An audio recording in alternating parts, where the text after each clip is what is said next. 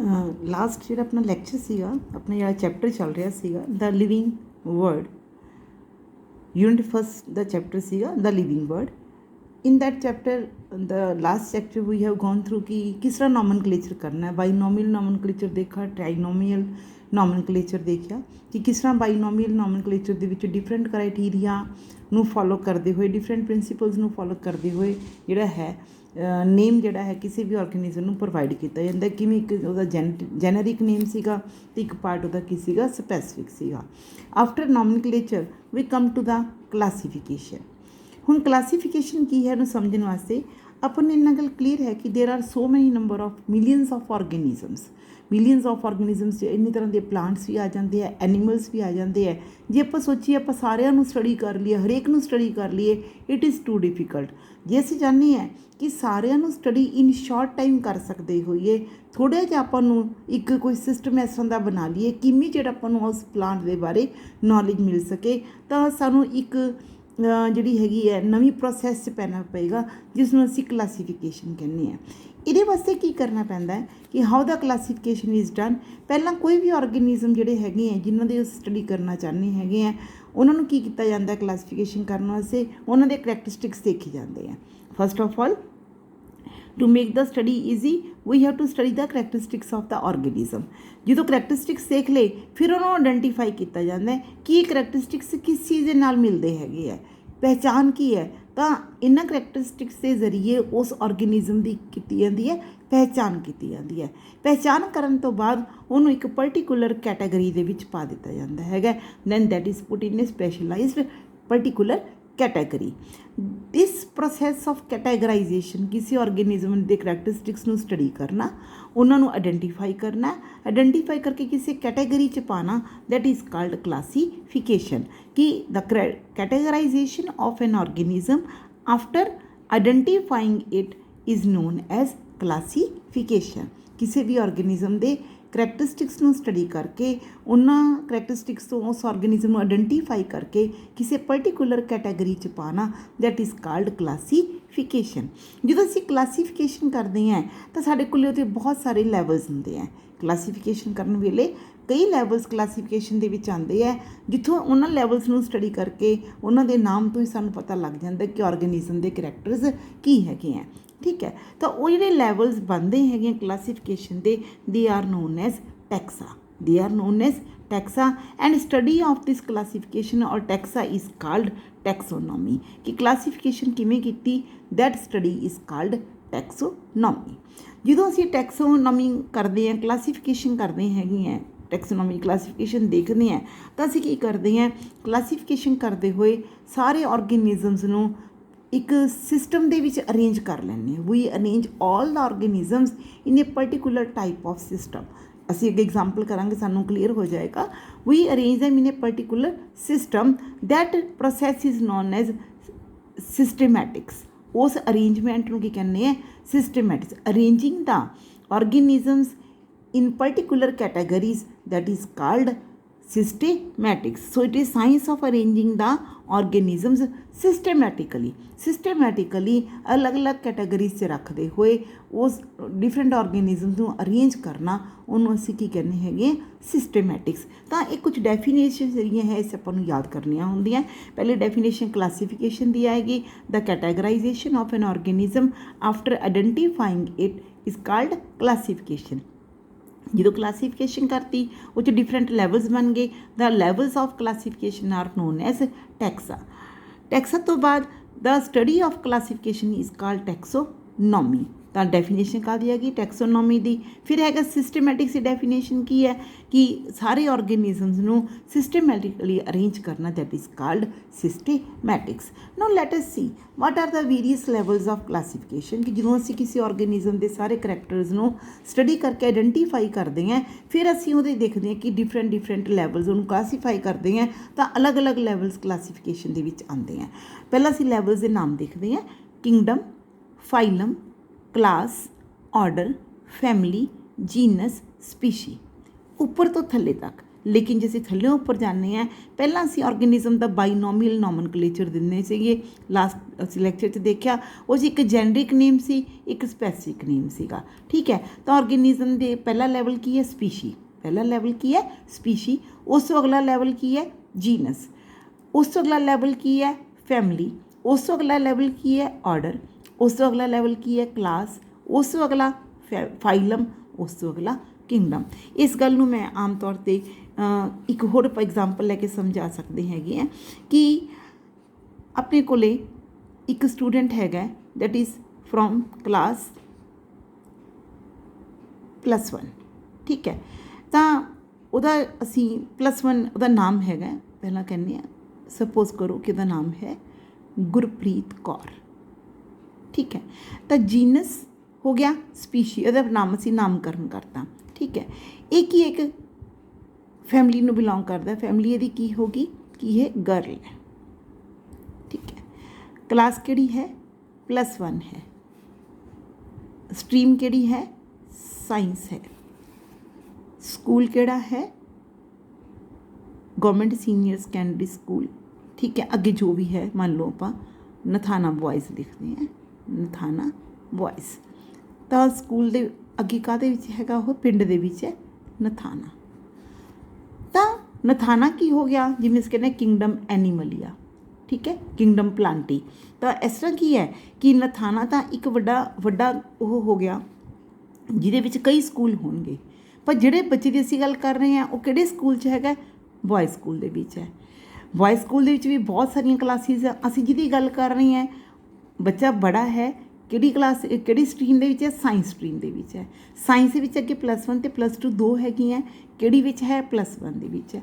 ਉਹ ਲੜਕੀ ਹੈ ਜਾਂ ਲੜਕਾ ਹੈ? ਲੜਕੀ ਹੈ। ਉਹਦਾ ਨਾਮ ਕੀ ਹੈ? ਗੁਰਪ੍ਰੀਤ ਕੌਰ ਹੈ। ਤਾਂ ਇਹ ਉਹਦੀ ਕੀ ਹੋਗੀ? ਡਿਫਰੈਂਟ ਲੈਵਲਸ ਆਫ ਕਲਾਸੀਫਿਕੇਸ਼ਨ ਹੋ ਗਏ। ਤਾਂ ਇਸੇ ਤਰ੍ਹਾਂ ਸਾਡੇ ਕੋਲ ਇਹਦੇ ਵਿੱਚ ਵੀ ਕੀ ਆਉਂਦੇ ਹੈਗੇ ਆ? Different levels of classification. ਠੀਕ ਹੈ, ਸਭ ਤੋਂ ਪਹਿਲਾਂ ਸਪੀਸ਼ੀਜ਼, ਫਿਰ ਜੀਨਸ, ਫਿਰ ਫੈਮਿਲੀ, ਫਿਰ ਆਰਡਰ, ਫਿਰ ਕਲਾਸ, ਫਿਰ ਫਾਈਲਮ ਅਤੇ ਫਿਰ ਕਿੰਗਡਮ। ਅਸੀਂ ਬੜੇ ਆਰਾਮ ਨਾਲ ਇਸ ਨੂੰ ਕੁਝ ਐਗਜ਼ਾਮਪਲਸ ਲੈ ਕੇ ਸਮਝਾਂਗੇ। ਇਹਦੇ ਵਾਸਤੇ ਮੈਂ ਇੱਕ ਟਰੀ ਬਣਾਇਆ ਹੈ। I have try to explain it with the help of a tree. ਤਾਂ ਮੈਂ ਥੋੜ੍ਹਾ ਜਿਹਾ ਇਸ ਨੂੰ let me show you like this. ਇਹਦੇ ਵਿੱਚ ਦੇਖੋ, ਸਭ ਤੋਂ ਪਹਿਲਾਂ ਨੀਚੇ ਅਸੀਂ ਕੁਝ ਕਾਮਨ ਨੇਮਸ ਦਿੱਤੇ ਹੈਗੇ ਐਨੀਮਲਸ ਦੇ। We have try to make the common names of some animals. ਕਿਹੜੇ ਕਿਹੜੇ ਹੈ? टाइगर है, लायन है, लियोपार्ड है, कैट है, डॉग है, ह्यूमन बींग है। Tiger, lion, leopard, cat, dog, human being. इन्हों के असीं जो जोलॉजिकल नेम बाइनोमियल नोमनक्लेचर के अकॉर्डिंग लिखते हैं, Panthera tigris, Panthera leo, Panthera pardus, cat the Felis catus, then dog ਦਾ ਕੈਨਿਸ ਲਿਊਪਸ, ਹਿਊਮਨ ਬੀਂਗ ਦਾ ਹੋਮੋ ਸੇਪੀਅਨ। ਤਾਂ ਹਰੇਕ ਨਾਮ ਦੇ ਦੋ ਪਾਰਟ ਹੈਗੇ ਹੈ, ਸਪੈਸੀਫਿਕ ਪਾਰਟ ਹੈ ਅਤੇ ਜੈਨਰਿਕ ਪਾਰਟ ਹੈ। ਹੁਣ ਅਸੀਂ ਸਪੈਸੀਫਿਕ ਸ਼ਬਦ ਲਿਖ ਲਏ। ਟਾਈਗਰ ਦਾ ਟਾਈਗਰਿਸ, ਲਾਇਨ ਦਾ ਲੀਓ, ਲਿਓਪਾਰਡ ਦਾ ਪੈਰਾਡਸ, ਕੈਟ ਦਾ ਕੈਟਸ, ਡੌਗ ਦਾ ਲਿਊਪਸ ਔਰ ਹਿਊਮਨ ਬੀਂਗ ਦਾ ਸੈਪੀਅਨ। ਸਭ ਦੇ ਜੀਨਸ ਲਿਖ ਲਏ। ਇਹਨਾਂ ਤਿੰਨਾਂ ਦਾ ਜੀਨਸ ਇੱਕੋ ਹੈ, ਪੈਂਥਰਾ।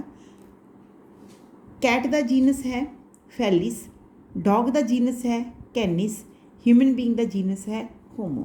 तो कॉमन नेम होया, जोलॉजिकल नेम होया। इत्थों असी क्लासीफिकेशन शुरू की, सब दियाँ स्पीशीज़ लिख लिया, सब दे जीनस लिख लिए। जो असी जीनस देखे तो इन्हां तिन्नां दा एक कॉमन जीनस है। कहने का मतलब वैसे तो ये तिन्नां दे करैक्टर्स की हैं। टाइगर देखने च होर तरह का है, लायन देखने च होर तरह का है, लियोपार्ड देखने च होर तरह का है, लेकिन कुछ करैक्टर्स इन्हां दे बिल्कुल कॉमन है, जिस करके असीं इहनूं पैंथरा दे विच रख लिया। जिस तरह असीं कहने हैं कि सारे दे सारे ये जिहड़े एनीमल्स हैगे हैं, टाइगर, लायन ते लियोपार्ड, इन्हां दे जिहड़ा स्कल हुंदी हैगी है इस तरह कन्वैक्स शेप दी हुंदी है। ये इस तरह इन्हां दी स्कल जिहड़ी है इस तरह कन्वैक्स शेप दी हुंदी हैगी है, मतलब that is a bit flatten type of skull हुंदी है। ठीक है, उस तो बाद पैंथरा हो गया। ਜਦੋਂ ਅਸੀਂ कैट की गल की, फैलिस ਜਿਹੜਾ ਸਾਡੇ ਕੋਲੇ जीनस फैलिस आंदा है, ਇਹਦੇ ਵਿੱਚ ਸਾਡੇ ਕੋਲੇ ਉਹ ਆਰਗੇਨਿਜ਼ਮ ਆਉਂਦੇ ਜਿਨ੍ਹਾਂ ਦੀ ਸਕਲ ਕੀ ਹੈ, ਚੌੜੀ ਹੈ। ਸਕਲਜਨਸ ਵਿੱਚ ਬਿੱਲੀ ਦੇਖਦੇ ਹੋ, ਬਿੱਲੀ ਇਸ ਤਰ੍ਹਾਂ ਫਰੰਟ ਦਾ ਇਸ ਤਰ੍ਹਾਂ ਹੁੰਦਾ, ਚੌੜਾ ਹੁੰਦਾ। ਸੋ ਕੈਟ ਜਿਹੜਾ ਹੈ ਕਿਹੜੇ ਜੀਨਸ ਦਾ ਜੀਨਸ ਕੀ ਹੈ? ਫੈਲਿਸ। ਫੈਲਿਸ ਜਿੰਨੇ ਵੀ ਆਉਣਗੇ ਉਹਨਾਂ ਦਾ ਕੀ ਹੈ? ਵਾਈਡ ਸਕਲ ਹੋਏਗਾ, ਠੀਕ ਹੈ। ਲੇਕਿਨ ਜਿਹੜੇ ਫੈਲਿਸ ਦੇ ਮੈਂਬਰ ਹੈਗੇ ਹੈ ਅਤੇ ਪੈਂਥਰਾ ਦੇ ਮੈਂਬਰ ਹੈ, ਉਹਨਾਂ ਦਾ ਇੱਕ ਖਾਸ ਕਰੈਕਟਰ ਕੀ ਹੈ ਕਿ ਉਹ ਸਾਰੇ ਦੇ ਸਾਰੇ ਕਾਰਨੀਵੋਰਸ ਹੈ, ਸਾਰੇ ਮਾंस ਖਾਂਦੇ ਹੈ, ਸਾਰੇ ਜ਼ਿਆਦਾਤਰ ਕੀ ਹੈਗੇ ਹੈ? ਜੰਗਲੀ ਹੈਗੇ ਹੈ। ਬਿੱਲੀਆਂ ਵੀ ਕੀ ਹੁੰਦੀਆਂ ਨਾ, ਜੰਗਲੀ ਹੁੰਦੀਆਂ, ਠੀਕ ਹੈ। ਦੈਨ ਸਾਰੇ ਦੇ ਸਾਰੇ ਨੋਕਟਰਨ ਮੀਨਸ ਰਾਤ ਨੂੰ ਇਹ ਸਾਰੇ ਐਕਟਿਵ ਹੁੰਦੇ ਹੈ। ਤਾਂ ਇਹਨਾਂ ਨੂੰ ਸਾਰਿਆਂ ਨੂੰ ਇੱਕ ਫੈਮਿਲੀ ਦੇ ਵਿੱਚ ਪਾਤਾ ਜਿਹਦਾ ਨਾਮ ਕੀ ਹੈ? ਫੈਲਿਡੀ। ਅਗਲਾ ਲੈਵਲ ਇਹਨਾਂ ਦਾ ਕੀ ਆ ਗਿਆ? ਫੈਮਿਲੀ ਆ ਗਿਆ। ਫੈਮਿਲੀ ਕਿਹੜੀ ਹੈਗੀ ਹੈ? ਫੈਲਿਡੀ, ਰਾਈਟ। ਹੁਣ ਅਸੀਂ ਜੇ ਡੌਗ ਨੂੰ ਧਿਆਨ ਨਾਲ ਦੇਖਦੇ ਹਾਂ, ਡੌਗ ਦਾ ਅਸੀਂ ਕਿਹੜੀ ਜੀਨਸ 'ਚ ਪਾਇਆ ਸੀਗਾ? ਕੈਨਿਨਸ ਦੇ ਵਿੱਚ ਪਾਇਆ ਸੀ। ਕੈਨਿਸ ਦੀ ਫੈਮਿਲੀ ਹੈਗੀ ਹੈ ਕੈਨਿਡੀ। ਕੈਨਿਡੀ 'ਚ ਅਸੀਂ ਉਹ ਐਨੀਮਲਸ ਰੱਖਦੇ ਹਾਂ ਜਿਨ੍ਹਾਂ ਦੀਆਂ ਲੱਤਾਂ ਲੰਬੀਆਂ ਹੁੰਦੀਆਂ, ਜਿਨ੍ਹਾਂ ਦੀਆਂ ਲੱਤਾਂ ਲੰਬੀਆਂ ਹੁੰਦੀਆਂ। ਫੈਲਿਸ ਦੀਆਂ ਲੱਤਾਂ ਛੋਟੀਆਂ ਹੁੰਦੀਆਂ, ਕੈਟ ਵਗੈਰਾ ਦੀਆਂ, ਇਹਨਾਂ ਦੀਆਂ ਲੱਤਾਂ ਕੀ ਹੁੰਦੀਆਂ? ਲੰਬੀਆਂ। ਇਸ ਕਰਕੇ ਡੌਗਸ ਨੂੰ ਕੈਟਸ ਤੋਂ ਅਲੱਗ ਕਰਤਾ, ਠੀਕ ਹੈ ਨਾ। ਡੌਗ ਹੋਇਆ, ਫੌਕਸ ਹੋਇਆ, ਲੋਮੜੀ ਵਗੈਰਾ, ਇਹ ਸਾਰੇ ਇੱਕ ਇਸ ਕੈਟਾਗਰੀ 'ਚ ਪਾਤੇ ਜਿਨ੍ਹਾਂ ਦੀਆਂ ਲੈਗਸ ਕੀ ਹੈ? ਲੰਬੀਆਂ ਹੈਗੀਆਂ, ਠੀਕ ਹੈ। ਅਤੇ ਕੰਨ ਹਮੇਸ਼ਾ ਸਿੱਧੇ ਉੱਚੇ ਖੜੇ ਰਹਿੰਦੇ ਹੈਗੇ ਹੈ। So they are under the Canidae family. ਲੇਕਿਨ ਇਹ ਵੀ ਕੀ ਹੈ? ਮਾंस ਖਾਂਦੇ ਹੈ। ਇਹ ਵੀ ਮਾंस ਖਾਂਦੇ, ਇਹ ਵੀ ਮਾंस ਖਾਂਦੇ, ਲੇਕਿਨ ਇਹ ਸਿਰਫ ਮਾंस ਖਾਂਦੇ ਹੈ, ਇਹ ਮਾंस ਵੀ ਖਾਂਦੇ ਹੈ। ਤਾਂ ਫਰਕ ਹੋ ਗਿਆ ਨਾ, ਮਾंस ਵੀ ਖਾਂਦੇ ਹੈ। ਤਾਂ ਰੋਟੀ ਵੀ ਦੇਖਦੇ ਹਾਂ, ਜਿਹੜਾ ਡੌਗ ਹੈਗਾ ਰੋਟੀ ਵੀ ਖਾਂਦਾ ਹੈਗਾ, ਰਾਈਟ। ਤਾਂ ਹਰਬੀਵੋਰਸ ਵੀ ਹੈ, ਕਾਰਨੀਵੋਰਸ ਵੀ ਹੈ। ਤਾਂ ਇਹਦੇ ਵੀ ਇਹ ਟੋਟਲੀ ਕਾਰਨੀਵੋਰਸ ਨਹੀਂ ਹੈ, ਬਟ ਇਹਨਾਂ ਦੇ ਕਰੈਕਟਰਸ ਆਪਸ 'ਚ ਫਿਰ ਮਿਲ ਗਏ ਆਪਸ 'ਚ, ਤਾਂ ਅਸੀਂ ਇਹਨੂੰ ਕਾਹਦੇ 'ਚ ਪਾਤਾ? ਕਾਰਨੀਵੋਰਾ 'ਚ। ਉਹਨਾਂ ਦੇ ਕਿਹੜੇ ਕਰੈਕਟਰ ਕਾਮਨ ਇਹਨਾਂ ਸਾਰਿਆਂ ਦੇ? ਕੁੱਤਾ, ਬਿੱਲੀ ਅਤੇ ਜਿਹੜੇ ਇਹ ਸਾਰੇ ਆਪਾਂ ਕੀਤਾ ਹੈ, ਇਹਨਾਂ ਦੇ ਕਰੈਕਟਰ ਸਭ ਤੋਂ ਵੱਡਾ ਜਿਹੜਾ ਕਾਮਨ ਉਹ ਇਹ ਹੈ ਵੀ ਇਹ ਸਾਰੇ ਐਟ ਏ ਟਾਈਮ ਇੱਕ ਤੋਂ ਵੱਧ ਬੱਚਿਆਂ ਨੂੰ ਜਨਮ ਦਿੰਦੇ ਆ। ਮਲਟੀਪਲ ਬਰਥ ਹੁੰਦਾ ਹੈ, ਠੀਕ ਹੈ। Multiple births are there at one time, number 1। ਫਿਰ ਇਹਨਾਂ ਸਾਰਿਆਂ ਦਾ ਜਿਹੜਾ ਬ੍ਰੇਨ ਸਾਈਜ਼ ਹੈ ਉਹ ਬਾਡੀ ਦੇ ਰੇਸ਼ੋ ਦੇ ਹਿਸਾਬ ਨਾਲ ਛੋਟਾ ਹੁੰਦਾ ਹੈ। ਬ੍ਰੇਨ ਕੀ ਹੁੰਦਾ ਇਹਨਾਂ ਦਾ? ਸਾਰਿਆਂ ਦਾ ਛੋਟਾ ਹੁੰਦਾ ਹੈ। ਅਤੇ ਇਹਨਾਂ ਨੂੰ ਸਾਰਿਆਂ ਨੂੰ ਇੱਕ ਆਰਡਰ ਦੇ ਵਿੱਚ ਪਾਤਾ ਅਸੀਂ। ਕਿਹੜੇ ਆਰਡਰ ਦੇ ਵਿੱਚ ਪਾਤਾ? ਕਾਰਨੀਵੋਰਾ ਦੇ ਵਿੱਚ ਪਾਤਾ। ਹੁਣ ਰਹਿ ਗਿਆ ਸਾਡੇ ਕੋਲ ਹਿਊਮਨ ਬੀਇੰਗ।